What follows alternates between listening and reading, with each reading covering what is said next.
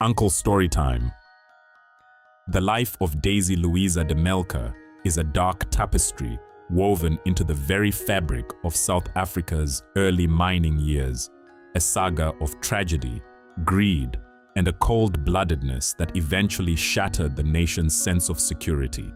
To understand how a woman could cross the line into becoming the country's most notorious serial killer, one must look back to her origins in the Eastern Cape. Born in 1886 at Seven Fountains near Grahamstown, Daisy was one of 11 children in the Hancon-Smith family. It was a tough, rural upbringing that demanded a certain resilience, but early on her life seemed marked by a strange proximity to death. At age 12, she moved to Bulawayo in Rhodesia to live with her father and brothers, and it was there, as a young woman of 21, that she experienced her first major loss. She fell in love with a young civil servant named Bert Fuller, and the two were set to be married in October 1907. However, in a twist that would become a grim foreshadowing of her future, Bert fell ill with blackwater fever and died on their wedding day, leaving Daisy a small legacy of £100. Driven by this loss and perhaps a desire for independence, Daisy moved to Johannesburg to train as a nurse at the Berea nursing home. This training was pivotal. It gave her a professional veneer of care and compassion, but it also provided her with the technical knowledge of toxicology and the human body's vulnerabilities, knowledge she would later weaponize. In 1909, she married William Alfred Cowell, a plumber.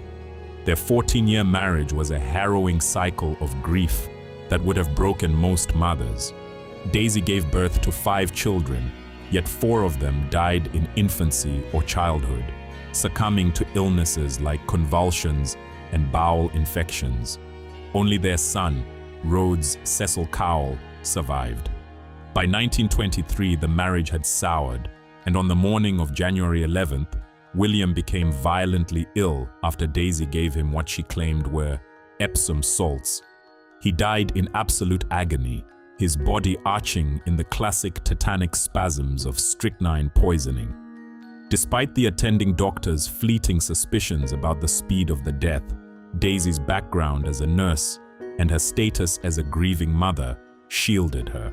She inherited £1,700, a massive sum at the time, and moved on with a cold, calculated efficiency. The pattern of the Black Widow truly emerged when she married her second husband, Robert Sproat, in 1926. Robert was another plumber, a man of decent means who seemed to offer Daisy the financial stability she craved. However, the domestic bliss was short-lived.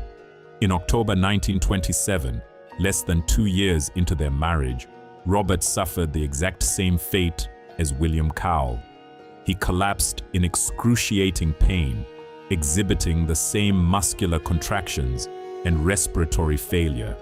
Daisy stood by his bedside, playing the role of the devoted, frantic wife, while Robert's life slipped away. Upon his death, she inherited a further £4,000. By now, the coincidence was staggering. Yet in the bustling, gold-hungry society of the Rand, sudden deaths were not uncommon, and Daisy remained a figure of sympathy rather than suspicion. She eventually married her third husband, Sidney de Melker, a famous former Springbok rugby player, in 1931. This marriage brought her a new level of social standing, but it also brought her into direct conflict with her now 20-year-old son, Rhodes. Rhodes Cowell had grown into a difficult and demanding young man. Spoiled by the insurance payouts of his fathers, he had developed a taste for motorcycles and expensive clothes, often clashing with Daisy over money.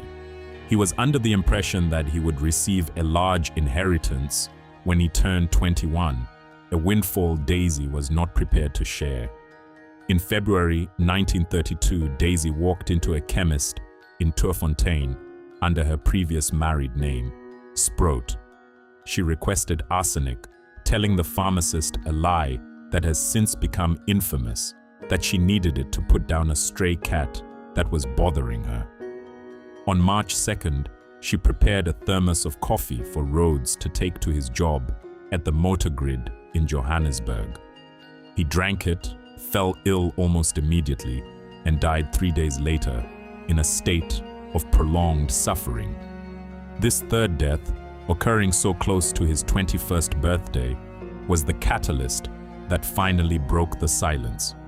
Robert Sproat's brother, William, who had long harbored a quiet dread about Daisy, went to the police. The subsequent investigation and trial in 1932 turned into a national obsession. The bodies of Cowell and Sproat were exhumed from the red dust of the cemetery, and although the science of the time found traces of poison, the evidence for the husband's murders was deemed legally inconclusive. However, the purchase of the arsenic and the traces found in Rhodes's organs were undeniable. Daisy was convicted of the murder of her son and sentenced to death. On December 30th, 1932, she was led to the gallows at Pretoria Central Prison. She remained stoic and silent to the very end, never confessing to any of the crimes. Today, Daisy de Melker is no longer a woman of flesh and blood, but a foundational figure in South African folklore. Her unmarked grave in the prison yard is long gone, but her presence is widely reported in the haunted geography of the Gauteng province. In the old mining suburb of Turfontein, residents still whisper about a figure seen in the upstairs window of her former house on Club Street, a woman in a nurse's uniform peering through the curtains at dusk. At the Compol building in Pretoria, where she was once interrogated, legends persist of strange cold spots and the sound of phantom footsteps echoing in the corridors at the exact time her questioning used to occur. She has become the grey nurse, a cautionary spirit in local nursing homes, and a name used by generations of South Africans to describe a woman who hides a predatory heart behind a mask of maternal care. Though her life ended on a rope nearly a century ago, the story of the nurse who chose poison over her kin remains the most chilling chapter in the country's criminal history.